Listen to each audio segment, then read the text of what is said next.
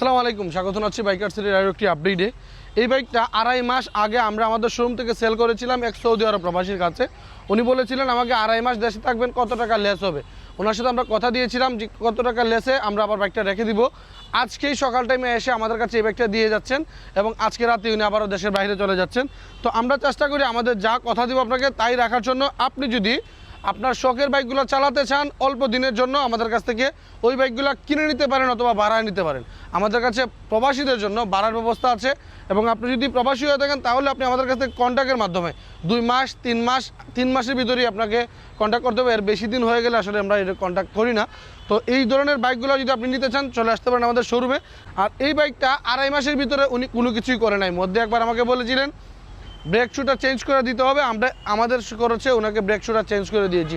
কথা হচ্ছে আপনি যদি আমাদের কাছ থেকে কন্ট্যাক্টে বাইক কিনে নেন তাহলে অনলি মোবিল চেঞ্জ এবং অয়েল ভরা ছাড়া আপনার আর কোনো কাজ থাকবে না। সব ধরনের কাজ আমরা আমাদের শোরুম দা বাইক সিটি থেকে করে দিব, সব ধরনের সার্ভিস আমরা করে দিব।